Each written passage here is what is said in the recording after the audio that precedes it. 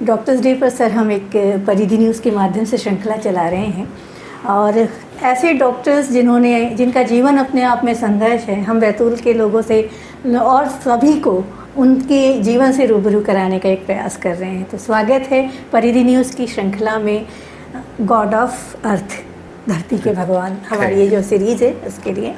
और जैसे कि इस बार जो है डॉक्टर्स डे का जो थीम है वह है मास्क के पीछे के लोगों की सुरक्षा। तो हम जानना चाहेंगे कि चिरायू हॉस्पिटल में जिसके आप संचालक हैं, क्या सुविधाएं स्टाफ को और डॉक्टर्स के लिए हैं? देखिए, पहले तो मैं आपको बहुत धन्यवाद दे रहा हूँ कि आप लोग डॉक्टर्स का इतना ध्यान रखते हो। इस तरीके की मुहिम लगाई है आपने। गवर्नमेंट ने हमेशा समय समय पर इस तरीके के आयोजन किए हैं और फैसिलिटीज़ गवर्नमेंट बताती रही है लोगों को जी। डॉक्टर्स डे आता है तो गवर्नमेंट कोशिश करती कि दिन के उपलक्ष्य में कोई ऐसी सुविधा लोगों को बताए जो दिमाग के लोगों के रहे और उसको फॉलो कर सके। मास्क के पीछे हम कोविड से हम देख चुके हैं, हम समझ चुके हैं। नर्सिंग स्टाफ हो, हॉस्पिटल का स्टाफ हो, हम सब डॉक्टर्स के पीछे लगे हुए रहते हैं कि डॉक्टर्स ने ये किया, लेकिन डॉक्टर्स की जो मुख्य धारा जो चलती है वो उनके स्टाफ की बदौलत होती है। बिल्कुल। नर्सिंग के स्टाफ साहब जो सफाई कर्मचारी हैं वो एक बहुत बड़ा योगदान देते हैं, क्योंकि हम जैसे कहते हैं कि बीमारी इज़ कम्युनिकेबल डिजीज, हम कहते हैं हमेशा गंदगी से फैलती है। हम भूल जाते हैं कि उस गंदगी को निकालता कौन है, को साफ़ कौन करता है, चाहे हमारे हॉस्पिटल से हो चाहे समाज के गली मोहल्लों से हो। तो चाहे नर्सिंग हो चाहे उनके हो, हम कोशिश करते हैं कि समय समय पर उन्हें कुछ इस तरीके की ट्रेनिंग दें और सुविधाएँ दें और उनको बचाव करते रहें। तो डॉक्टर्स डे में इस बार हमेशा हम डॉक्टर्स की बात करते हैं, तो इस बार कहीं ना कहीं इस बात पे है कि उनको भी इस श्रृंखला में शामिल किया जाए और उनको इसमें साथ में लिया जाए। जी सर, जानना चाहेंगे कि किस तरह की पारिवारिक पृष्ठभूमि रही और आपने कैसे डॉक्टर बनने का लक्ष्य चुना? देखिए, मेरी जो पढ़ाई है वो छोटे, मेरे फादर टेलीफोन्स में थे तो उनका हर 2 साल में ट्रांसफ़र हो जाता था। अच्छा। और उस समय छोटे शहरों का डेवलपमेंट का फेज़ चल रहा था, वहाँ एक्सचेंज लगाने का काम चल रहा था। बैतूल का भी एक्सचेंज मेरे फादर के हाथ पे लगाया हुआ है जी। तो मेरे फादर उस समय नासिक से इटारसी ट्रांसफ़र होकर आए थे और उस समय वो दौर था कि इटारसी में 10 या 15 फ़ोन हुआ करते थे। अच्छा। तो बहुत सारे लोग फ़ोन लगाने के लिए हमारे घर आते थे जी। तो उस समय जो सबसे ज़्यादा आकर्षित करने वाली जो पृष्ठभूमि के लोग मुझे लगते थे वो डॉक्टर्स ही होते थे। अच्छा। और मेरे चाचा जी इटारसी में वो डेंटिस्ट हैं, वो वहाँ पे प्रैक्टिस करते थे। मेरे परिवार में तो कोई पारिवारिक पृष्ठभूमि नहीं कि कोई डॉक्टर है, लेकिन मेरे चाचा जी डेंटिस्ट हैं, तो उनके जो मित्रगण थे वो मेरे घर आते थे। तो उनको देख देख के मैं इंस्पायर हुआ कि मैं डॉक्टर बनना है। और चूँकि छोटे शहरों में रहता था तो डॉक्टर्स की कीमत भी समझ में आती थी कि मतलब जब एक ही डॉक्टर मिलता था, मरीज़ भागता था इधर उधर, तो कहीं ना कहीं लगता था कि छोटे शहरों में ज़रूरत है डॉक्टर्स बनने की। तो मेरी लड़ाई वहीं से शुरू हुई, जद्दोजहद वहीं से शुरू हुई।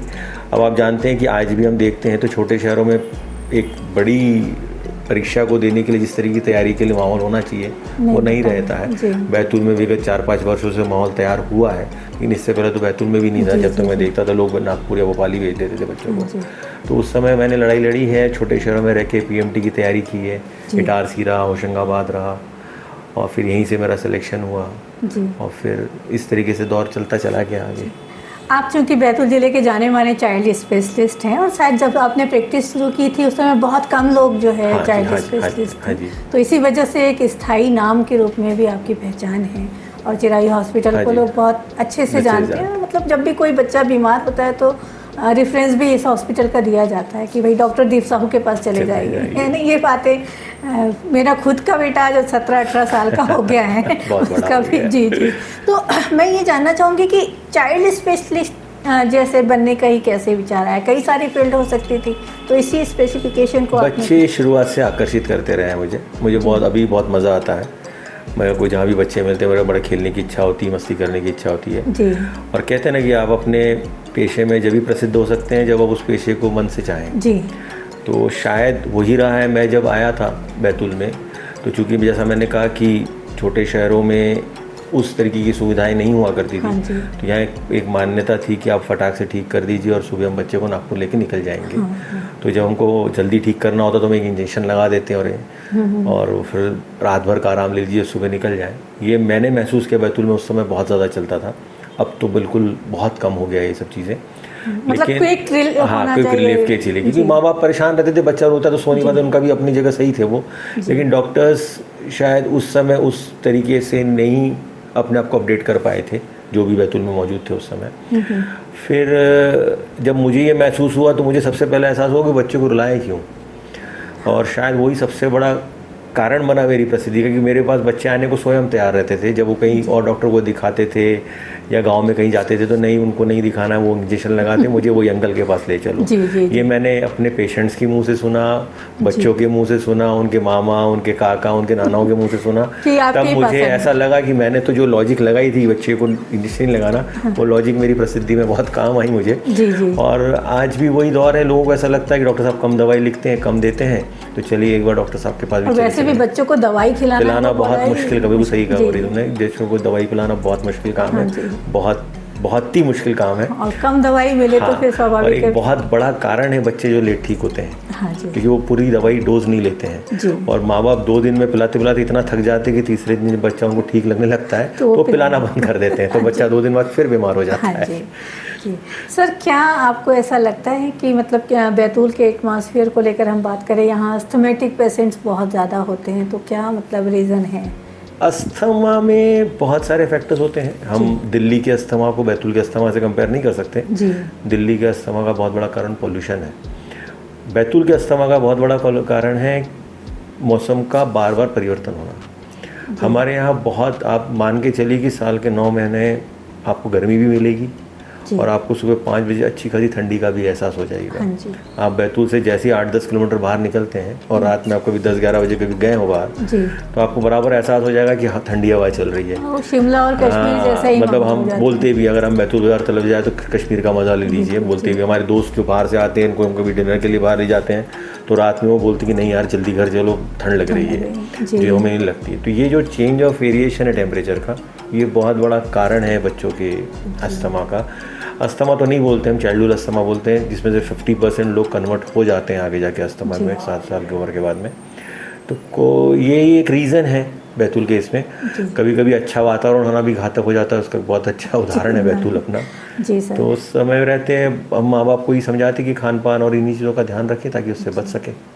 क्या चुनौतियाँ रही डॉक्टर बनने तक के लिए? जैसे आपने पापा के बारे में कहा कि वो BSNL में रहे हैं, तो एक क्योंकि बैकग्राउंड सपोर्ट तो मिला नहीं होगा एजुकेशन को लेकर भी। जैसा पता है पारिवारिक परिपुष्टि में कुछ भी नहीं थी डॉक्टर की मेरे यहाँ पे, और जो चुनौती आपने की सबसे बड़ी चुनौती ये थी कि मुझे इस फील्ड के बारे में कुछ भी पता नहीं था, कुछ भी नहीं पता। मैं बहुत ही अनजान सा व्यक्ति था इस फील्ड के लिए। मुझे उस समय अभी भी याद है, मेरे टीचर्स मुझे बोला करते जिनसे मैं पढ़ता था, क्योंकि कोई ऑर्गेनाइज कोचिंग सेक्शन नहीं था जी। तो वैसे भी छोटा शहर का बच्चा हमेशा पीछे ही होता है, वो मैंने महसूस उस समय से किया हुआ और आज भी महसूस करता हूँ कि कहीं ना कहीं वो बड़े शहर के तो इंग्लिश का बड़ा वो रहता है कि इंग्लिश के लिए मैं लकी था, क्योंकि मैं शुरुआत में मेरा सेंट जेवियर्स में पढ़ाई हुई है नासिक में, और बहुत ही बड़ा स्कूल था वहाँ का। और मेरा कहते हैं ना, नर्सिंग और फर्स्ट सेकंड आप अच्छे स्कूल से निकले तो आपकी इंग्लिश बहुत व्यवस्थित हो जाती है। और घर में पारिवारिक में बाकी लोग भी जो बाहर रहते थे, जो पापा के दोस्त वगैरह, उन लोगों की भी इंग्लिश अच्छी थी, तो कहीं ना कहीं बातचीत हो जाती थी। इंग्लिश तो इतना बड़ा हर्डल नहीं बना, लेकिन आप बिल्कुल सही कह रही हैं, इंग्लिश बहुत सारे बच्चों के लिए बहुत बड़ा हर्डल होता है। लेकिन मेरे लिए सबसे बड़ा हर्डल था कोचिंग। मेरे पास कोचिंग नहीं थी, मेरे पास कोई बताने वाला नहीं था, तो मैं जो भी किताब मिलती थी पढ़ता था और पढ़ता ही रहता था। और इस पढ़ते रहने के चक्कर में मुझे उस समय PMT में ड्रॉप का दौर होता था। आजकल जैसे लोग 12वीं में क्रैक करते थे, जब साल मेरा उस समय ऐसा नहीं होता था। लोग पहले 12वीं करते थे, BSc में एडमिशन लेते थे, फर्स्ट ईयर का एग्ज़ाम देते थे और साथ में PMT की कोचिंग करते थे। तो मैं होशंगाबाद में रहता था, तो इंडिविजुअल टीचर से पढ़ता था और उस तरीके से पढ़ते 2 साल लगे मुझे PMT क्रैक करने में और आगे जाने में। और फिर आगे भी दिक्कतें रहीं, क्योंकि मैं कॉलेज में गया, जनरली पृष्ठभूमि जहाँ पे जो बच्चे आते 50% डॉक्टर्स की पृष्ठभूमि वाले बच्चे रहते हैं, तो वहाँ भी एक जद्दोजहद लगती रही, चलती रही, लेकिन धीरे धीरे एडजस्ट होते गए, पढ़ते गए और आज भगवान की दया से इस कुर्सी तक पहुँच गए। और चिरायु हॉस्पिटल की स्थापना किस तरह से हुई और कैसे, क्या आप गवर्नमेंट सेक्टर में भी जा सकते थे? मज़ेदार हिस्सा था, मुझे अभी भी याद है। उस समय RCH का प्रोग्राम चालू हुआ था और मैडम कुमरा यहाँ पर थी उस समय इंचार्ज, रश्मि कुमरा जी, डॉक्टर रश्मि कुमरा। तो उस समय RCH के प्रोग्राम के अंतर्गत मुझे 18,000 रुपये की सैलरी, ओके। जो कि बहुत थी उस जमाने के हिसाब से, बहुत बड़ी सैलरी थी। किस सन की बात होगी ये 2005-2006 की बात ओके है। जी। तो उस समय 18,000 की salary plus incentives okay plus NPA मतलब नॉन प्रैक्टिसिंग अलाउंस, ऐसा करके एक बहुत बड़ा अमाउंट था। तो बहुत खुशी हुई। लालची हो गया था कि मैं चलो इसको पकड़ लेता हूँ। हाँ हाँ लेकिन कहीं ना कहीं मैं जब मुंबई छोड़ के आया था, मेरा मतलब वो एक बड़ा मज़ेदार किस्सा है कि मैं मुंबई छोड़ के आया था, और मुंबई छोड़ के आया था और तो मेरे मुंबई पास में आप प्रैक्टिस कर रहे थे? मुंबई में मैं PG के बाद 2 साल वाडिया में सीखने गया था। ओके और वहाँ पे मैंने 2.5 साल की रजिस्ट्रारशिप की है। आज उसी जो भी हूँ मैं आज उसी को श्रेय देता हूँ। मैं वाडिया आज भी जब भी जाता हूँ अपने टीचर से मिलता हूँ। मैं आज जो कुछ भी होने की वजह से हूँ, क्योंकि वाडिया एक बहुत बड़ा इंस्टीट्यूट है बच्चों के लिए, जी। अगर आपको जानकारी हो। उसको फॉलो कर रहे हैं हाँ, आज तो भी वहाँ के आज जिसको भी वाडिया में एडमिशन मिलता है अपने को बहुत लकी मानता है। तो मेरे को वहाँ रजिस्ट्रारशिप मिली थी, मैंने PG करने के बाद 2.5 साल वहाँ काम किया। जी।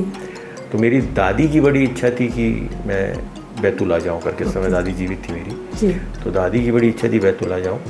पापा मम्मी मेरे भोपाल रहते थे, और मेरी मैरिज नहीं हुई थी, तो मेरी वाइफ का ससुराल नागपुर था और मेरी पढ़ाई भी नागपुर की। जी। तो मैं बहुत डायलेमा में था कि जाऊँ कहाँ। ओके हाँ। तो बहुत था। तो फिर मैंने जैसे हर आदमी करता है बीच का रास्ता ढूंढा, मतलब बैतूल आ जाता हूँ। मेरा होम टाउन है, मैं वहीं आ जाता हूँ। तो मैं इधर से ही बच जाऊँ और इधर से ही बच जाऊँगा। तो ये सोच के बैतूल, और दादी की इच्छा भी थी। और फिर जब यहाँ आया तो यहाँ पे हेल्थ फैसिलिटीज़ बहुत कम थी। तो जब मैं आया तो फिर मेरे को वहाँ पे मुझे बॉम्बे में प्राइवेट जॉब्स बहुत अच्छी ऑफ़र थी। जी। तो मेरा उस समय मेरे एक दोस्त हैं डॉक्टर मंगेश, उनका और मैंने इंटरव्यू दिए थे। तो हमारा ऑस्ट्रेलिया के चिल्ड्रन हॉस्पिटल के लिए भी फर्स्ट फेस क्लियर हो गया था। जी जी। मुझे और इंटरव्यूज़ बैठना था। लेकिन चूंकि मेरा ब्रदर पहले से बाहर था, तो फादर की इच्छा थी कि तुम एक बेटा यहाँ रह करके, जैसा उस समय पारिवारिक हो रहा था। तो मैंने बोला कि चलो मैं ही डॉक्टर हूँ, मैं यहाँ सेटल हो जाऊँगा। तो ये सब सारी बातें ध्यान में रखते हुए उसमें बहुत जद्दोजहद चली जी। तो फिर सबने कहा कि भाई तुम इतना सेक्रीफाइस करो, तो गवर्नमेंट जॉब मत करो, इंडिविजुअल करो, सर्विसेज तुम वहाँ भी दे दोगे। और मैंने उस तरीके से फिर अपना ये चालू किया। यहाँ पे एक छोटा सा घर था, इस घर में मैंने एक छोटा सा क्लिनिक बनाया और शुरू किया। और 50 रुपये कंसल्टेशन से फीस से मैंने शुरू किया। और वो फीस मेरी 50 रुपये करीब 3-4 साल तक चलती रही। अच्छा। तो मुझे लोग बोलते भी, तो मेरे दोस्त बोलते पागल हो गए, इतने कम पैसे ले रहा है। तो मैंने कहा नहीं यार, मेरे शहर में मतलब लोग ही ऐसे, मैं इससे ज़्यादा ले ही नहीं पाऊँगा। तो बट छूट जो होता है अच्छे के लिए होता है। आज मैं पढ़ता चला गया और सबके आशीर्वाद से यहाँ आ गया। तो एक बड़ी उपलब्धि बैतूल को भी मिली और एक अच्छे डॉक्टर भी मिले बैतूल को। यदि आप उस समय ये समझौता नहीं करते तो आप आज ऑस्ट्रेलिया में होते।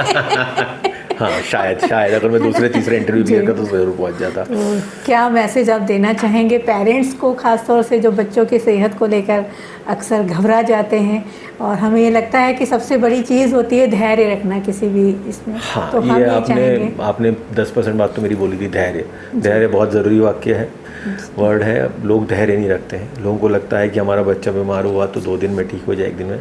हर बीमारी का अपना एक चलन होता है, वो अपना कोर्स पूरा करेगी। आप ज़्यादा दवाई खाएंगे तो भी उतना ही समय लेगी, और कम दवाई खाएंगे तो भी उतना ही समय लेगी। लेकिन जो शुरुआत के 2-3 दिन जो बच्चा परेशान करता है, उस समय माँ बाप भी परेशान होते हैं, परिवार भी परेशान होता है। उन्हें लगता है कि नहीं, डॉक्टर ने आज ही ठीक कर देना चाहिए। तो बस मैं इतना ही कहूँगा कि बच्चे पे बीमारी से पहले प्रिवेंशन कर ले। जैसा आजकल कहते हैं कि आप इतने प्रोग्राम्स आते हैं इसीलिए कि प्रिवेंशन करिए आप। खान पान एक बहुत बड़ा मुद्दा है।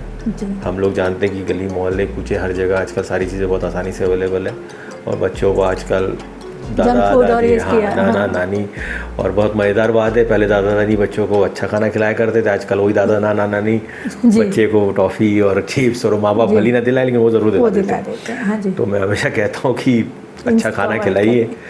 अच्छा खाएंगे तो आपको शायद डॉक्टर की शक्ल कम देखना पड़े। मैं नहीं समझता कि बच्चे बहुत ज़्यादा बीमार होंगे। सर, आपकी सक्सेस में ये मेरा चलते चलते सवाल है, वाइफ का क्या रोल है बच्चों के साथ? आप किस तरह से समय अपना स्पेंड करते हैं? कहते हैं ना, हर सक्सेसफुल आदमी के पीछे वाइफ का रोल होता है। बहुत पुरानी कहावत है, मेरे इसमें बिल्कुल लागू होती है जी। मेरी वाइफ से आप मिल चुकी हैं, वो एक बहुत बड़े फैमिली को बिलोंग करती हैं। उनका मामा पक्ष बहुत ही सॉलिड है, बहुत सॉलिड उस बैकग्राउंड को बिलोंग करती है। और उस समय वो डिस्ट्रिक्ट जज थे उनके फादर जी। बहुत बड़ी पोस्ट हुआ करती थी उस ज़माने में, तो और भी बड़ी, आज भी बहुत बड़ी पोस्ट है, उस ज़माने में बहुत बड़ी पोस्ट बनी थी। और डिस्ट्रिक्ट जज की बेटी से मेरी शादी हुई थी। इनके पास बहुत अच्छा, हमारी लव मैरिज है, तो बहुत अच्छे ऑफर थे उनके पास में जी। तो आप तो ये कनेक्शन कहाँ भिड़ा था? मैं पीजी कर रहा था और मेरी इंटर्न थी ये। मतलब मैं जब पीजी कर रहा था तो नागपुर में, तो मेरी इंटर्न थी ये, तो वहीं से मतलब सीनियर जूनियर वाली कहानी हो गई, और कहानी बहुत सारे डॉक्टर्स का कनेक्शन हो गया।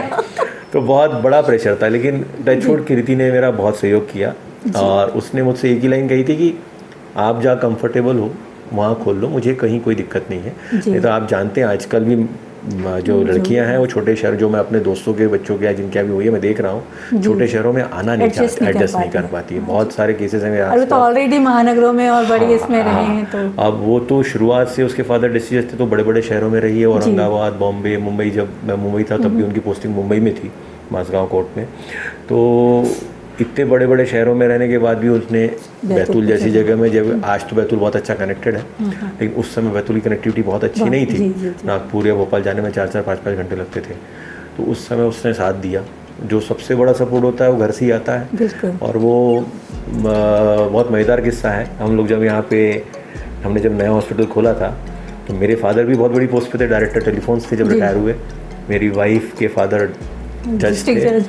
और मैं नाम तो नहीं लूँगा उस व्यक्ति का इंटरव्यू सुना तो उसको मज़ा आएगी जी। वो गॉगल लगा के हमारे गेट पे, तो उसने घंटी बजाई, तब मैं हाफ पैंट और हाफ बनियान पे था जी, और मैं सफाई कर रहा था, क्योंकि मैं बस 2 ही दिन हुए थे मुझे अस्पताल खोले हुए। और उसने मुझसे कहा कि डॉक्टर साहब है क्या? तो मैंने ऐसे तिरछा देखते हुए, हाँ अंदर तैयार हो रहे हैं।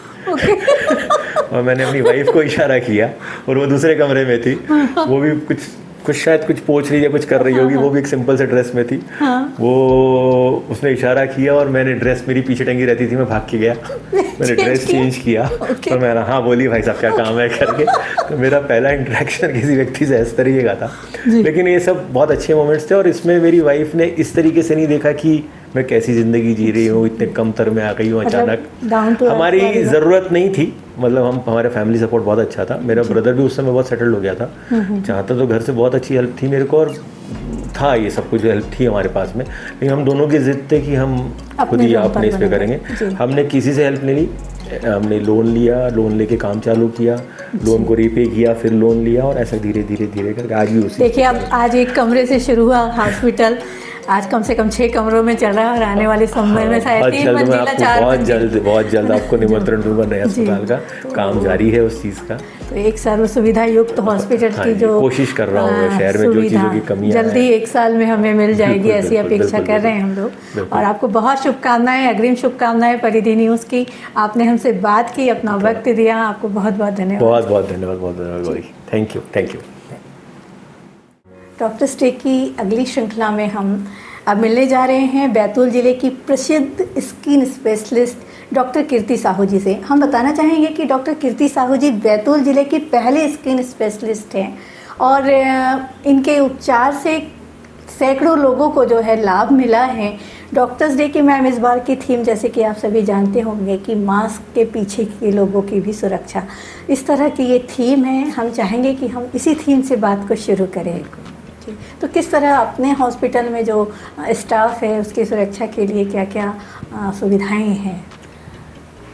स्टाफ की सुरक्षा के लिए हम सारे प्रोटोकॉल्स फॉलो करते हैं जी। जैसे कि बेसिक तो यही है, मास्क यूज़ करिए, ग्लव्स यूज़ करिए, प्रिंस यूज़ करिए, साफ़ सफाई हॉस्पिटल में हम मेंटेन करते हैं, स्टरलाइजेशन प्रॉपर होता है।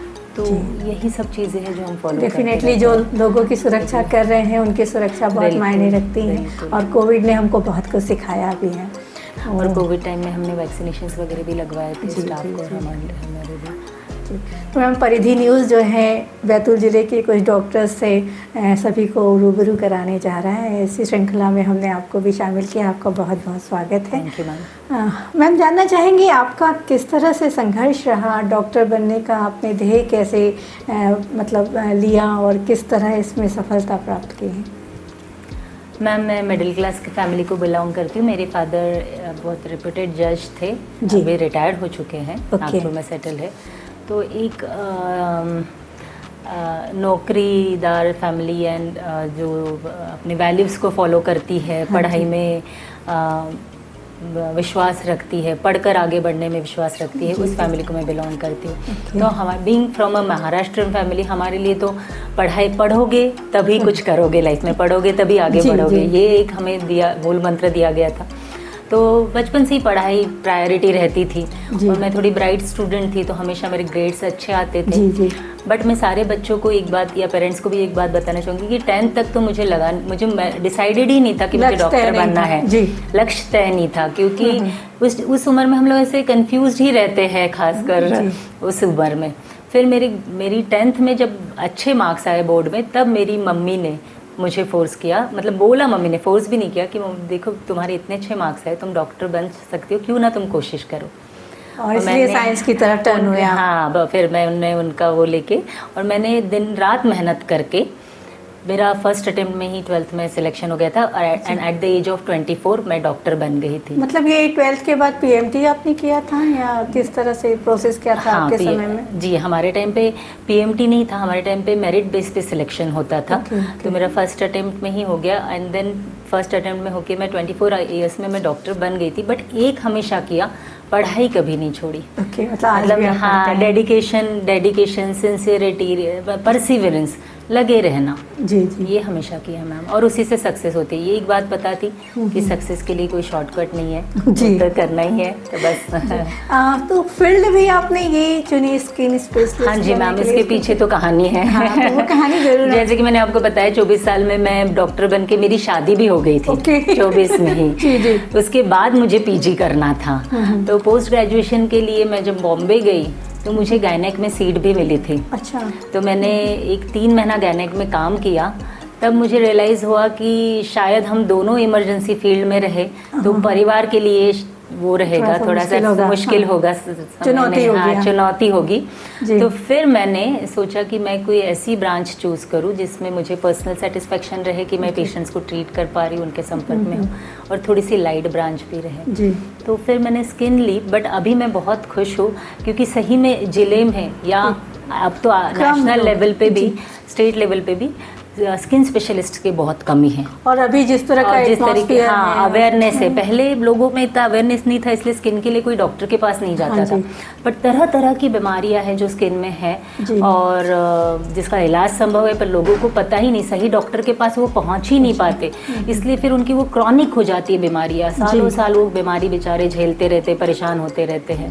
तो एक सही डॉक्टर जब उन्हें मिल जाए, स्किन स्पेशलिस्ट, तो वो बीमारी भी क्योर हो जाती है, और मुझे सेटिस्फेक्शन है कि मैं मेरे पेशेंट्स को कुछ अच्छा दे पा रही हूँ।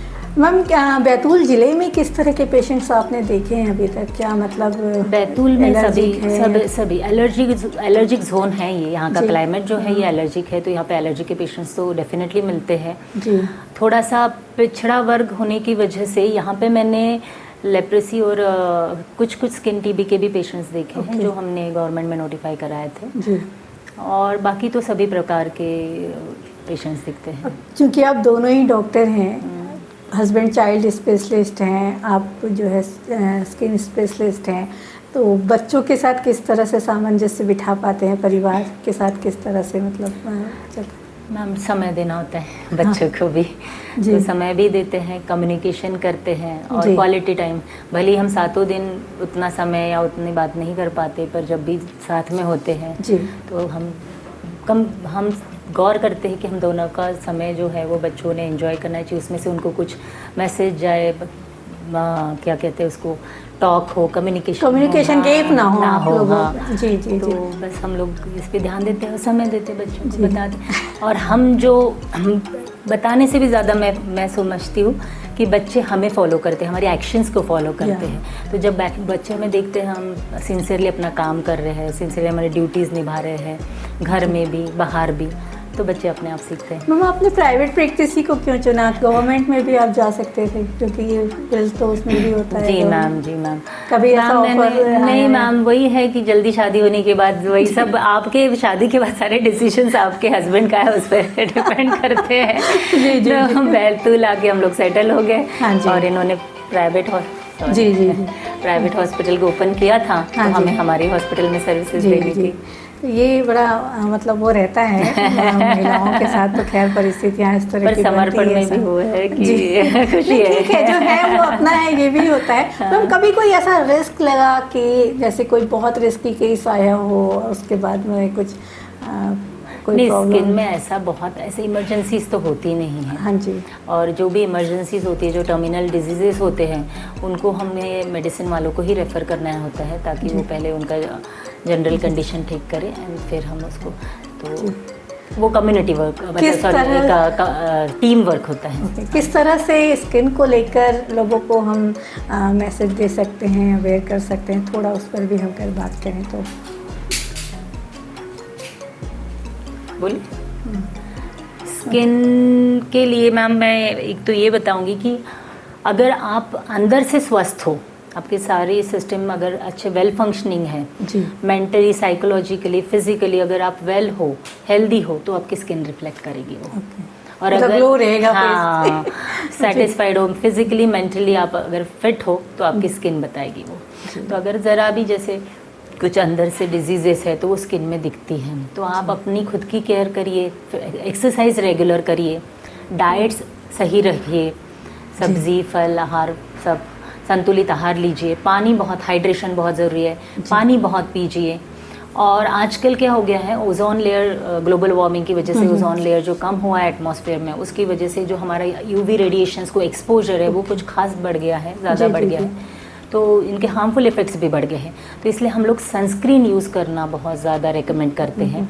तो आप जब भी बाहर जाते हैं आप सनस्क्रीन ज़रूर लगा के जाइए, थोड़ा कवर्ड क्लोथिंग करिए। मैम, क्या मैसेज आप देना चाहेंगे हमारे लोगों को, और ख़ास तौर से वो बच्चे जो मतलब इस फील्ड में आना चाहते हैं, उनको आप किस तरह से बताएंगे? अपना मार्गदर्शन प्लीज़ दीजिए। वही कि डिस्ट्रैक्शन बहुत है आपके ज़माने में, हमारे ज़माने में तो नहीं थे बेटा इतने डिस्ट्रैक्शंस, बट वही है कि आपको एक फोकस्ड रह के कंसिस्टेंसी से अपना काम करते रहना है, फुल डेडिकेशन से, एंड तभी आप सक्सेस हो सकते हैं। तभी आप सक्सेसफुल होंगे।